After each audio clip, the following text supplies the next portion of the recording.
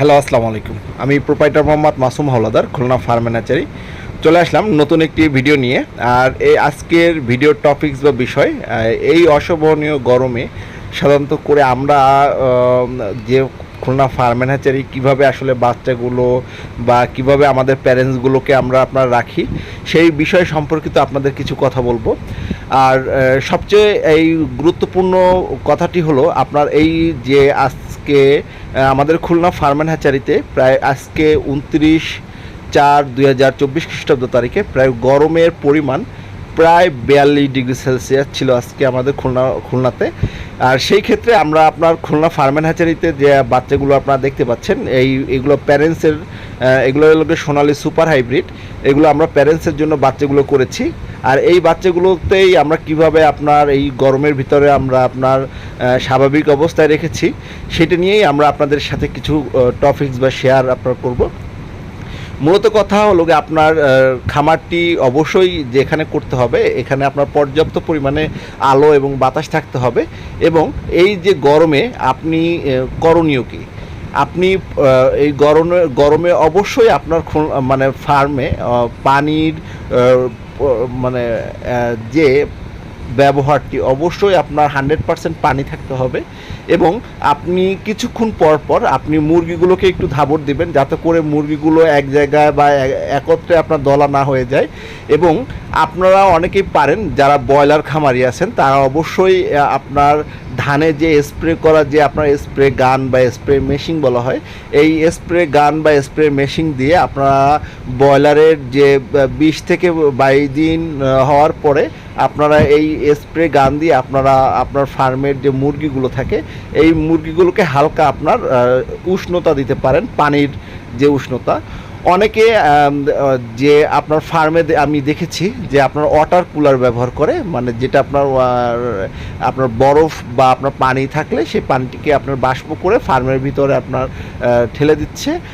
আর অনেকেই আপনার সাধারণত করে বলেন যে ভাই আমার গরমে বাচ্চাগুলো মারা যাচ্ছে, আমরা কি করব, কি করণীয় আছে। বা যে পরিমাণে গরম, এখন যে পরিমাণে তাপমাত্রা, সেই পরিমাণে আপনার মুরগিগুলোকে অবশ্যই আপনি দিনের সকাল 9টা থেকে অন্তত পক্ষে বিকাল 5টা পর্যন্ত আপনি যে মানে লাইসোভেট আছে, স্লাইন বা ভিটামিন সি জাতীয় যে কোনো আপনার পানি সাথে মিক্সড করে আপনি এই দিনের বেলা আপনি দিতে পারেন, যাতে করে আপনার এই গরমে বাচ্চাগুলো দুর্বল না হয়ে যায়। এবং সেই ক্ষেত্রে আপনারা শতভাগ আপনার বাচ্চাগুলোকে সুস্থ রাখার জন্য কিছুক্ষণ পর পর আপনি ফার্মে ঢুকে আপনার বাচ্চাগুলোকে একটু ধাবর দিবেন। এবং আপনারা অনেকেই যেই ভুলগুলো করে থাকেন, আপনারা যে ফার্মটি উঠাবেন অবশ্যই আপনি ফার্মগুলো উঠাবেন হলো গিয়ে উত্তর দক্ষিণ দিকে আপনার করে। অনেকেই আপনার পূর্ব পশ্চিম দিকে আপনার ফার্ম উঠিয়ে থাকেন। আসলে এটি হলো গিয়ে আপনার একটি ভুল একটি প্রসেস। যারা শান্ত করে খামার করেন তারা অবশ্যই উত্তর দক্ষিণে আপনার ঘর উঠাবেন, যাতে করে আপনার বাতাসে আপনার এক সাইড দিয়ে আপনার বাতাস যে ঢুকবে আর এক সাইড দিয়ে আপনার বের হয়ে যাবে।